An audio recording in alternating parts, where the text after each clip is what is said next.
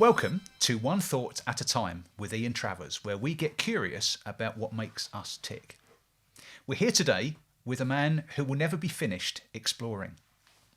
Welcome, Mel Greaves. Thank you very much. I feel tired actually listening to that introduction now. I've been exploring all morning. That sounds a bit...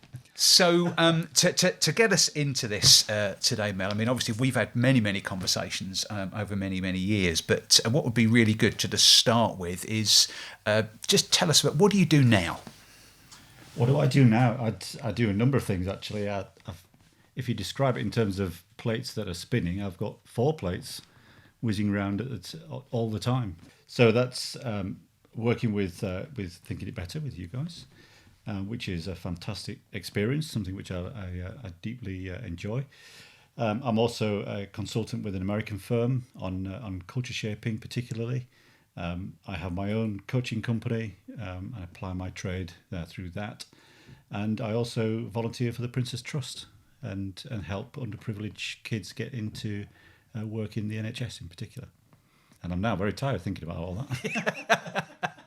It's funny, isn't it? Sometimes, if you think about, our previous corporate careers, how on earth have we found the time to do this stuff? Yeah, but you know what? I mean, when it's something that you really want to do, it doesn't feel like work. I know everybody says that, but it's really true. Yeah. You don't get as tired as you used to do when you were grinding away on the treadmill.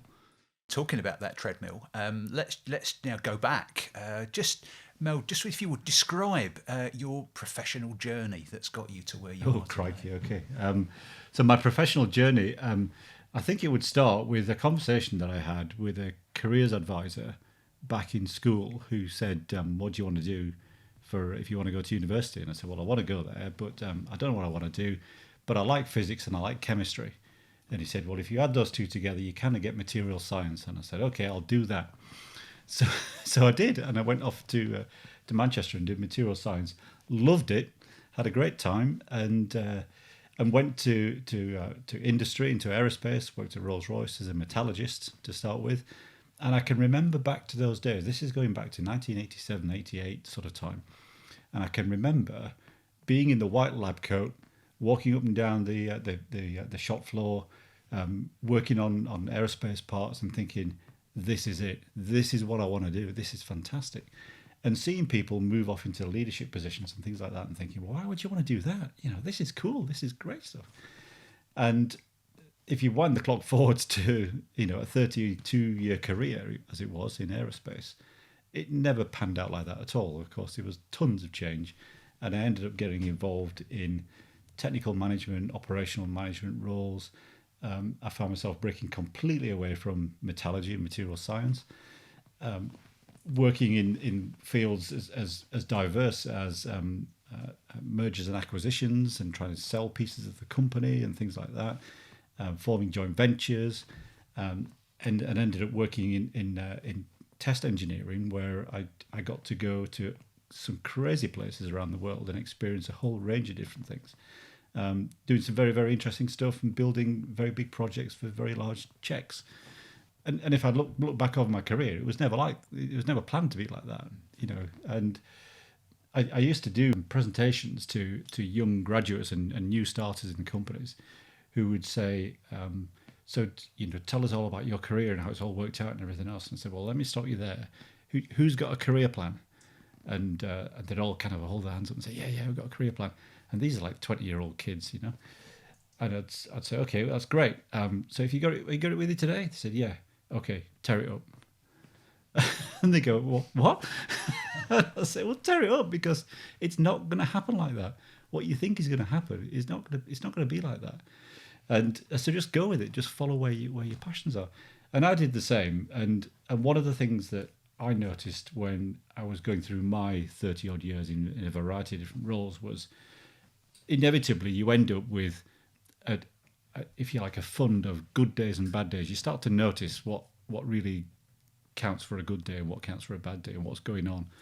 And it's became increasingly obvious to me that the days that were really, really good, that are memorable, that I enjoyed, were the days that had a lot of stuff about people development and growing people and stuff like that.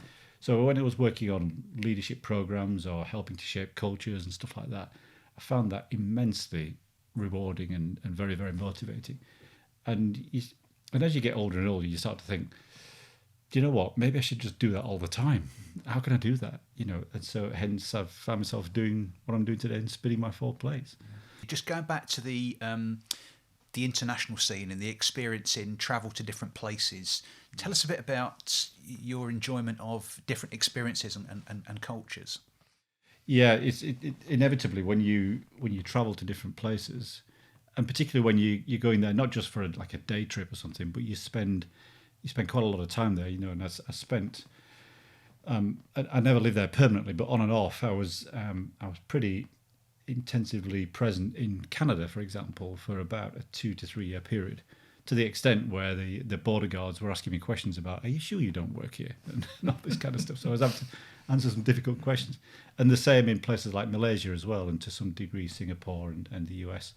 But when you go to these places and you start to absorb yourself into the cultural backdrop, and you start to dispel a load of kind of myths that you held about what you thought the country was all about and what it stood for and how it really works, etc. And every time I've been somewhere like that for a long period of time and spent a lot of time with the people, you find that there is so much there that's good that you never really appreciated, you never thought was there. I've seen kindness and humility in far-flung places where you just think, I'd never even imagined that, and you see some amazing things, and you get to see how people live and why they live in the ways that they do, So working in, for example, northern Canada, in a remote outpost that wasn't too far away from the Arctic Circle, you find yourself living with communities that have to, out of necessity, go hunting, for example. Now we in the West would go, oh, that's, we don't like that. That's not something that we do, and so we have a view on it. And I carry that view with me into Canada and talk to the folks in northern Canada, and then I get completely why they live the lives the way they live, because they have to live the lives that way.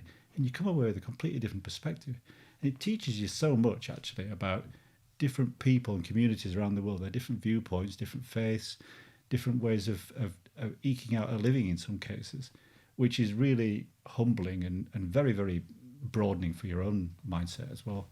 So What do you think? What do you think you've really taken away from experiencing those different cultures? How's that played out in your professional sort of career?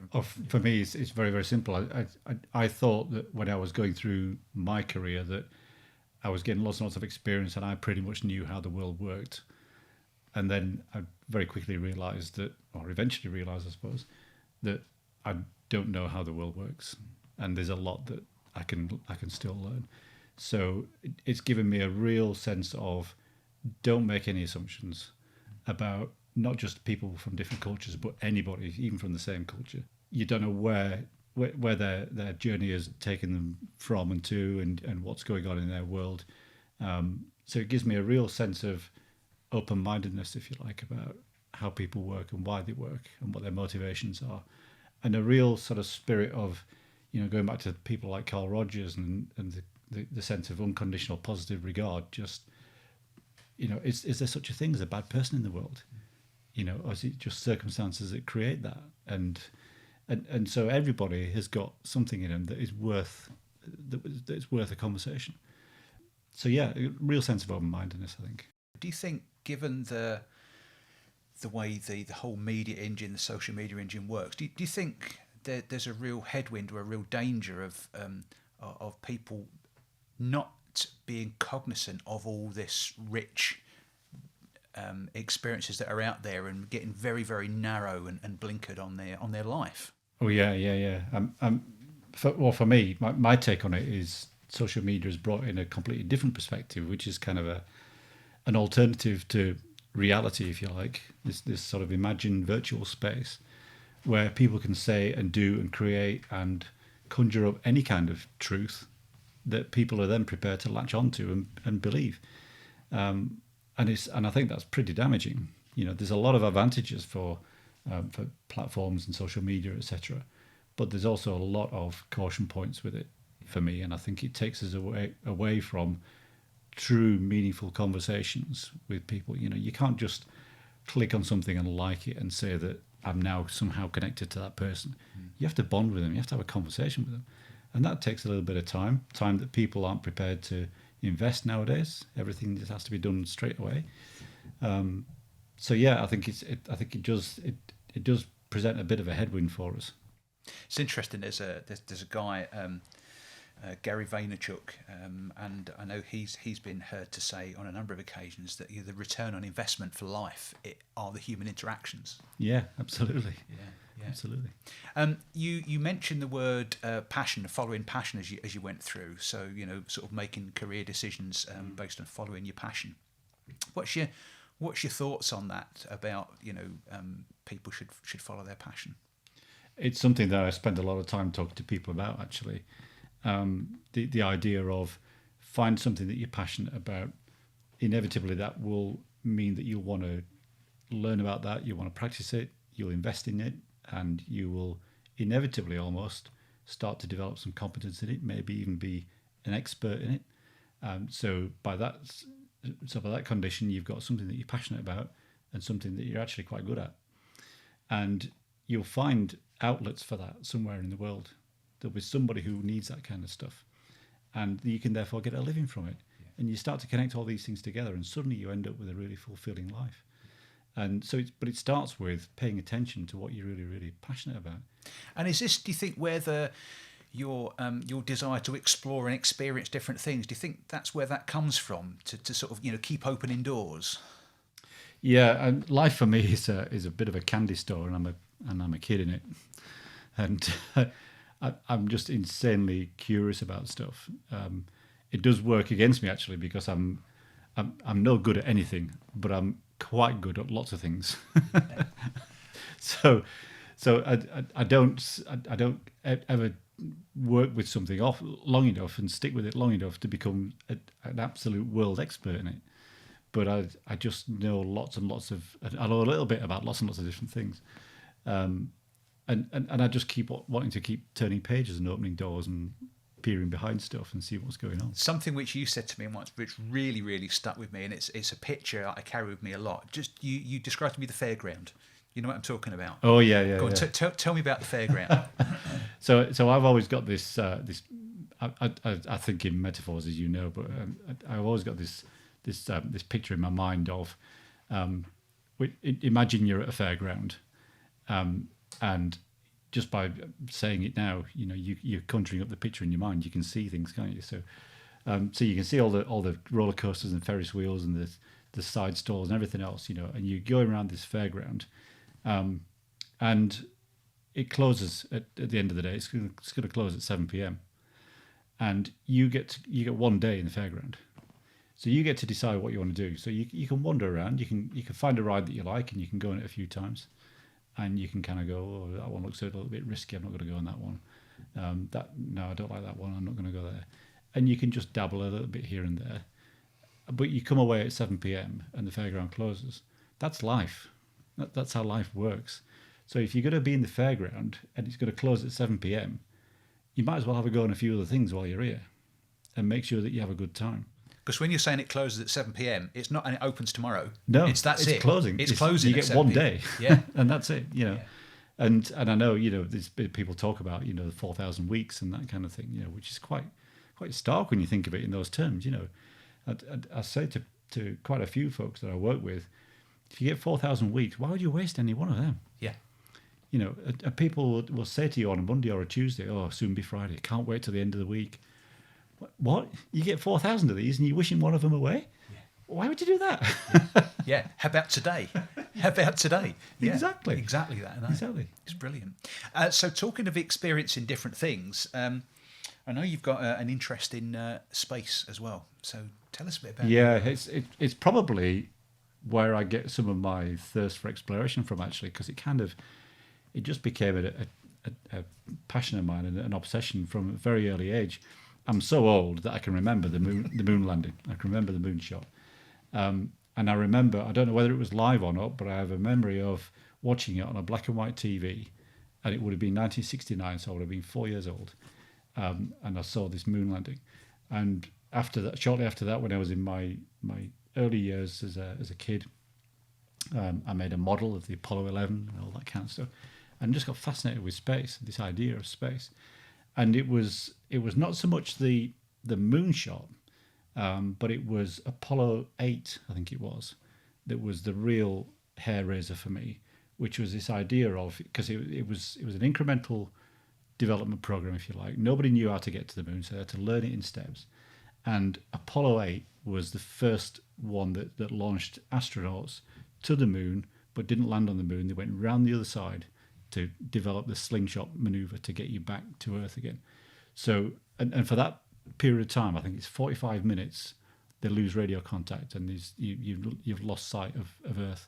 First time humans have ever done that. And I thought, that's a gutsy move, and things like that, you just go, it's incredible, and even today, I look up at the moon at night, if it's a full moon, and look up at the moon and go, people stood on that.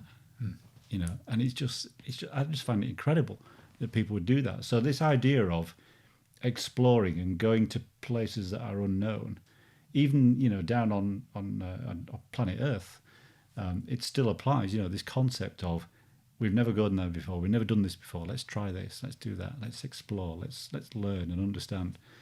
And I just love the all of the stuff that comes with all of the moon program. We came here to discover the moon, but actually we discovered the Earth and all that kind of, love that sort of mindset of it kind of takes me back to it's the T.S. Eliot quote, isn't it, of we must not cease from exploration, and the end of our exploring will be to arrive where we began and to know the place for the first time. And I think, yeah, bang on, brilliant, bang on. I want to go out and explore, find new things about myself, new things about other people, but I'm always going to come home. Yeah, that's brilliant, isn't it? Open every door, look through every window. Yeah. Fantastic. So, so that's that space. What other stuff? What other hobbies? What do you? Because obviously busy spinning the 4 plates, which you explained to start with. But I know you've got some other stuff. I've got you too. I've got. Yeah, to my earlier point actually about I dabble in loads and loads of stuff. I like flying kites. I like photography. I'm not experts in these things, but I've got a few kites. I've got some cameras, and I do, So I open the box and have a go at stuff. I do model making. Love making models. It's kind of the kid in me that's still latched on to that way of doing things. So I still like to make models and stuff. I got into bread making big time. Loved the idea of that. Found the process of bread making. I was at it yesterday actually. I found the process of bread making just miraculous. That you can just take such simple things and create something that is just incredible. It just seems to be 2 + 2 = like 20, not even 5. So yeah, love things like that. Passionate motorsport fan, passionate rugby fan. Thing that gets me into rugby is the values of it. I love the code of conduct that comes with rugby, and the respect that everybody has for each other and for the refereeing staff and so on and so forth. So I think yeah, loads of stuff that I'm into. There's a lovely thing again that you explained to me, and I took you up on it, and this is relating to the flying of kites. And I think this is so. Actually, to anyone out there, if you've flown a kite, great. Or if you haven't got a kite, you need to go get a kite, because this is brilliant. Oh, is this laying down? You said to me, when you're next flying your kite, lay down. Yeah. Boom. Exactly. It's amazing. Yeah. And I can't even put it into words. But when you're flying the kite and you're usually you kind of cranked up like that, to suddenly lay down, yeah, you feel. I think you described connected. Yeah, feel connected to the ground, and you've got a sense of I'm playing with the elements here. So suddenly you're absolutely immersed in what's going on the surface of planet Earth, and it's almost a spiritual experience in some respects. I find it really, really calming. Yeah. So, I mean, that's one thing, on the subject of sort of different experiences today, I think I'd strongly recommend go buy a kite if you haven't already got one and just have a go. Yeah. But if you get your coat wet doing it, don't blame me. So, What's next? What? So there's lots of things you're trying, you want to experience. What else is on your want to experience list? I have no idea. I don't know. It's whatever's around the next corner. I don't particularly have unfulfilled things that I'm kind of leaning towards. There's a lot of places I want to see that I've not seen. But having said that, I'm very mindful that I just don't want to be a carbon emitting tourist and just go places for the sake of it. So it would be nice to do something engaging and meaningful in places that you can also go and enjoy and experience, So rather than just be the standard sort of tourist, I'd like to do a little bit of that. I've always said I want to learn another language. I think whenever I go anywhere, that's what's one of my sort of standard conditions, if you like, is before I go anywhere, I do two things actually. One is from a language point of view, I will learn how to say yes, no, please, thank you, in the language that wherever I'm going. I just think it's respectful, and so I do that anyway. The other thing that I do when I go somewhere is I do a little bit of research into what is the, if you like, the peasant food that is popular in that area. What's the sort of go-to dish that anybody would eat in their humblest terms? And because I always find that's the tastiest food, actually. Yeah. And it applies here, Lancashire hot pot, etc. You name it. It's fabulous food. So I do that as well.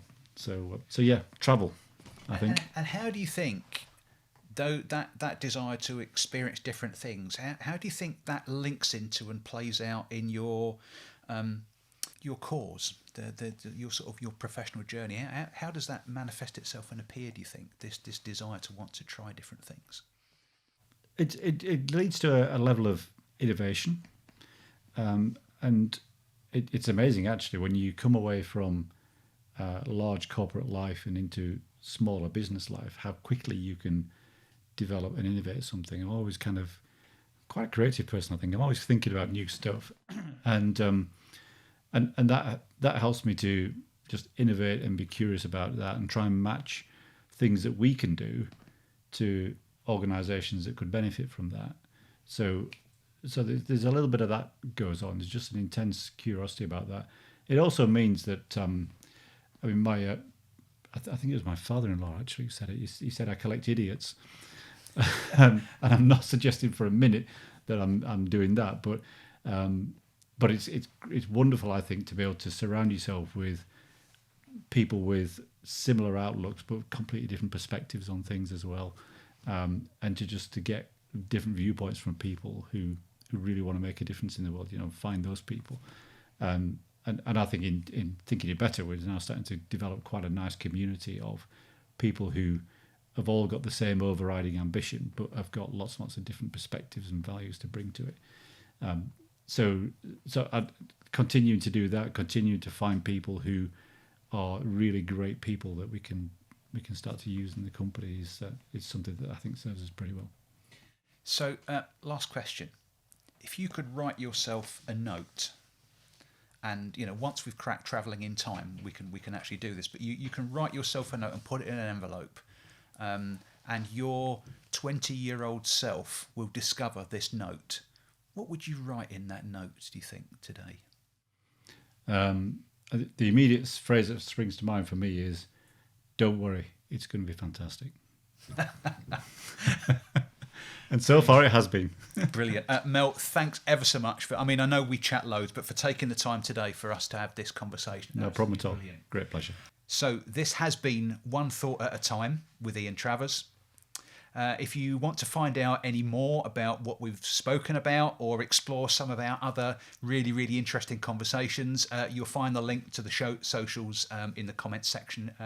And we look forward to hearing from you and seeing you next time.